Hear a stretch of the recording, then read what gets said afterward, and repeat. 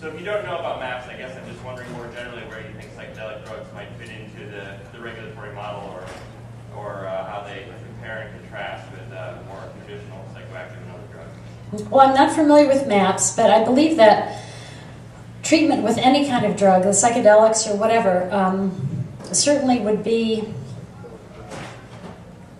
looked into more in a different type of model. Right now, the FDA can basically squash any drug development program just by saying they don't find it politically correct. I mean, they don't say it that way, but that's basically what happens. And that's what is happening, and that's why the people you're referring to have a hard time getting funding or getting the study off the ground. I think it's still pretty much against the law to do studies on marijuana, for example. It's very, very difficult to do that. And any attempt to do that is met with a lot of red tape, at least. Yes, go ahead. Yeah, I mean, just about last point, I think even the AAOP and the pediatricians are joining in one of the analyst briefs again tomorrow, I think. I wanted to ask you a follow-up question on your comments about the IP protections.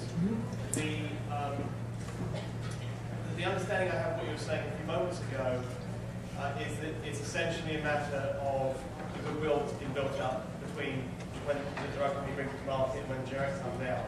And I can understand that compensating for 20%, 30% markup.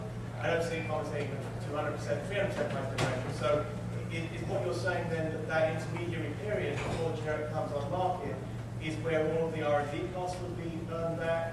And if so, what kind of limitation do you see that presenting to the R&D expenditure for each drug and the limit?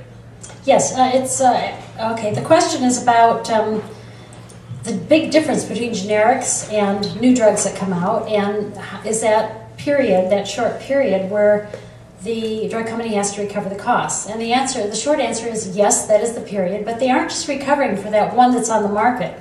They're recovering for the 10 failures that also cost them, millions of dollars. And that's where things get tricky, because there are many drugs that are effective and are safe, but that never make it to market because the cost of developing them is so high that they won't be able to recover their costs. I think the last study I saw, and I have to admit it's about 10 years old, was that only 3 out of 10 new drugs recover their costs. So what you're really paying for in any particular drug that's successful is you're paying for all those failures. Would that be the case? And I would love to believe that we can get rid of the patent laws. There's so many problems with the patent office that it's quite a belief. But from what I'm hearing you say there, that's not entirely consistent with that, because if you want to be putting together a drug that's going to take a lot of R&D for that and for the other 10 studies that fail, isn't it more effective nowadays? Isn't it easier nowadays to reverse engineer a drug that comes out and produce a generic based on that? Isn't that time window between the presentment of the original company's drug and the generics climbing on board going to be that much shorter if you don't have the patents? Okay, well, I think maybe there's a little bit of confusion about my point there, and I'm sorry I was unclear. The reason that we have to have patent protection today is because development costs are so high that the only way they can be recovered is through a monopoly system, which is what the patent system is. However, in the days when development costs were much less, you didn't need that monopoly protection. You got first to the market, if you were lucky, and you knew you'd recover your costs and make lots of money, and then your competitors actually would come in with their second to the market and third to the market, and they would take a small percentage of your market, maybe 5–10%, but it would be enough, because the development costs were so low. But today they aren't. It's virtually impossible to recover them. I would say it's impossible to recover them without the patent protection.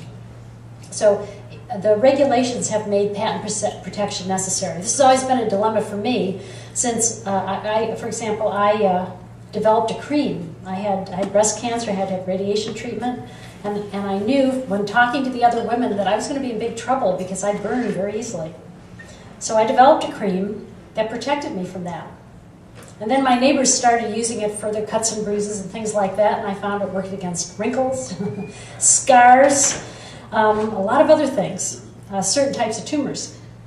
So now I have this dilemma. you know? Do I patent it so it can be developed and people can use it, or do I not patent it and not be able to develop it?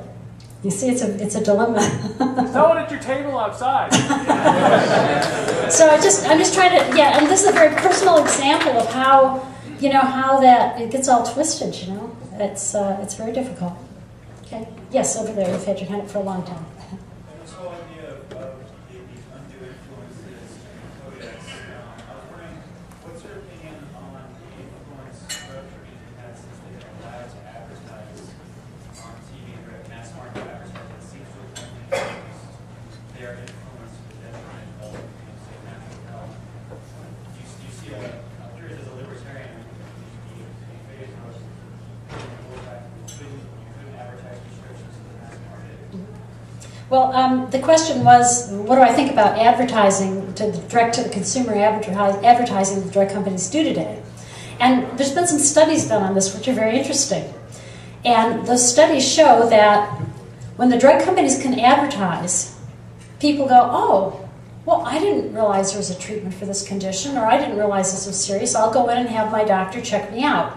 And so what we're finding is that there's a great educational component to these advertisements, and that the net effect of that is that people, especially people who aren't so well off, who might not, you know, read anything medically related or investigate things like supplements and things on their own, when they hear it on television, which is their medium of education, say, oh, okay, I'll look into this, and they go to their doctor, and then they find out they have high blood pressure, diabetes, or, you know, that some condition that they had was caused by these. So it's actually having a net positive effect on health, because people are discovering things that they can do something about, whereas before they had no knowledge. So that seems to be the predominant effect, which is very nice, because I believe that liberty works, and here it is, it does.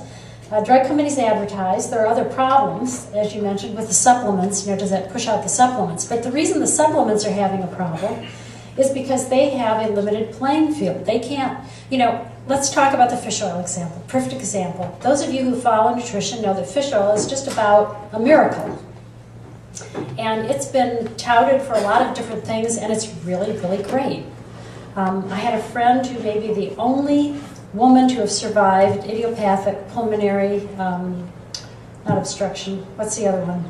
Fibrosis, thank you. Idiopathic pulmonary fibrosis. She might be the only survivor of that. What we did, because it's so, the syndrome looks a lot like liver disease. I know that, I mean, a clinician can understand this maybe, but anyhow, I started her on fish oil and some other nutrients, and she's okay. The only cure for this normally is transplant. She was on the transplant list. You have usually 2 years after diagnosis to live. 5 years later, you know, she's got a personal trainer working out all the time. It's great. Okay, fish oil is great. That's what I'm trying to get across. Now, it's so great that one drug company said, you know, I think we're going to spend all that money jumping through the FDA hoops. And they did. So you can get prescription fish oil. Believe it or not. Of course, your copay is the same amount of money that you would pay if you went to the drugstore and bought pharmaceutical grade fish oil. I know because my sister tried to do it because she's one of the people that needs it. So it's very interesting that the drug reps can go to the doctors of this company and say, our fish oil is the only fish oil that has been proven and approved by the FDA for all this stuff. So this is what you should give your patients. But you see, a regular fish oil manufacturer, pharmaceutical grade fish oil, should be able to do the same thing, but they can't. It's against the law. So that's where the rubber meets the road on that one. And that's why these regulations, which are what lets the FDA do that, are so destructive. So if you want fish oil and you're willing to pay the prescription price for it and your doctor prescribes it, then you can get it, but it will cost the whole system much more than if you could just buy it over the counter. So our healthcare costs go up. It doesn't matter who pays. This is a point you need to make to people who want universal healthcare. It doesn't matter who pays. As long as the healthcare costs are high, there's going to be healthcare rationing, just like we talked about here. That's the only way the system can work. You've got to bring the healthcare costs down, and trying to mandate decreases won't work. The only way you can do it is get rid of the waste, and the waste is in the regulation.